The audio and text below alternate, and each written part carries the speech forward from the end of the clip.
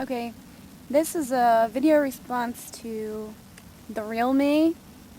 Actually, I really liked everything you said. You made a lot of different points and you touched on a lot of things. And I actually took some notes and I just wanted to kind of just say some things.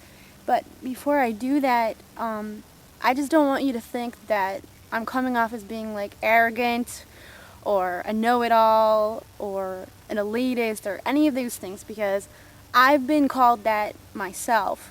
I know what it's like to be a talented person or a prodigy or an overachiever or a nerd, all of these things.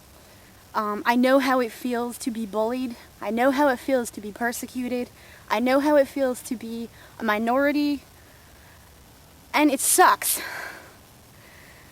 So I'm just gonna, just tell you some stuff. And you can listen, you can turn it off, it doesn't matter. Okay, I'm just gonna take off my shades. I usually wear them because I'm an artist and my eyes are my life.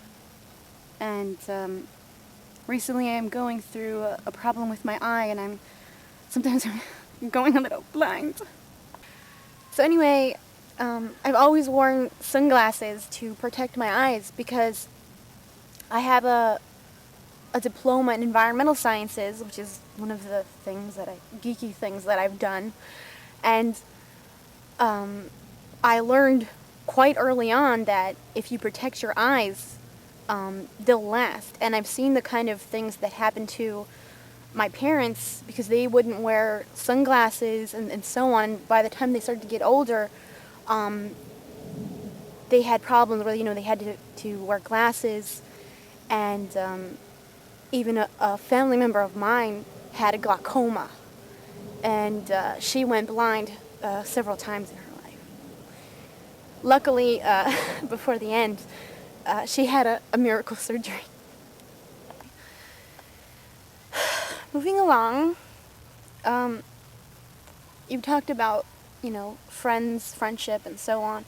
And I just wanted to say something about that. Sometimes, and I don't want to push any kind of, theologies or metaphysical things that you don't want to hear about. So I'm just going to, maybe talk sort of in a philosophical way, whatever's easiest for you to take it, But sometimes, when you learn some like metaphysical type stuff, like philosophies and so on, you often have to kind of talk in this very oxymoronic way, and the things contradict. So why is it that you can come to a point where two things are absolute truths and yet they're completely the opposite? Well, the reason for that is because two things can be absolutely true and be completely opposite because they're on different levels. And it's not like, one's up here and one's down there, because, God knows the ego would hate that. But it's more like, one's over here and the other's over here. So that maybe puts it into like a different perspective.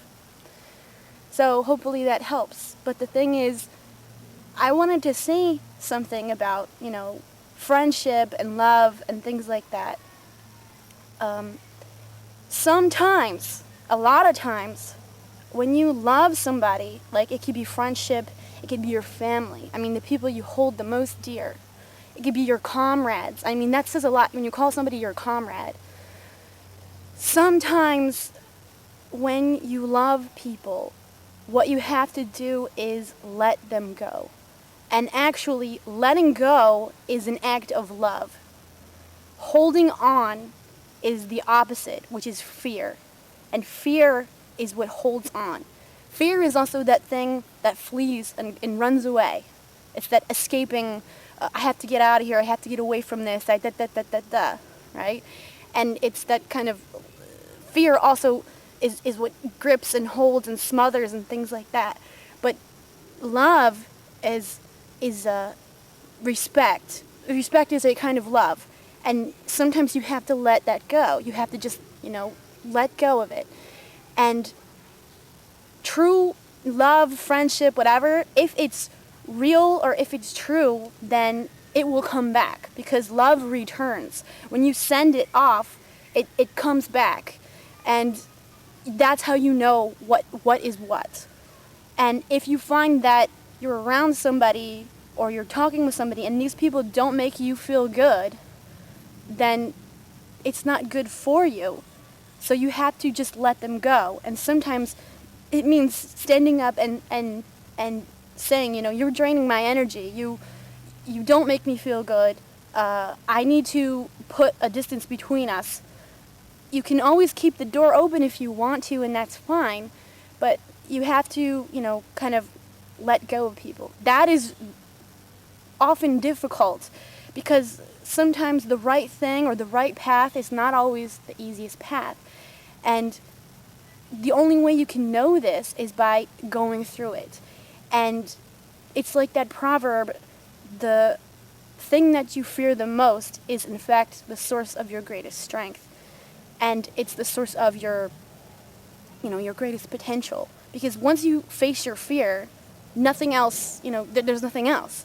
It's like, FDR, he said, there is nothing to fear but fear itself. Well, fear is that opposite thing of love, okay? Hopefully this makes sense.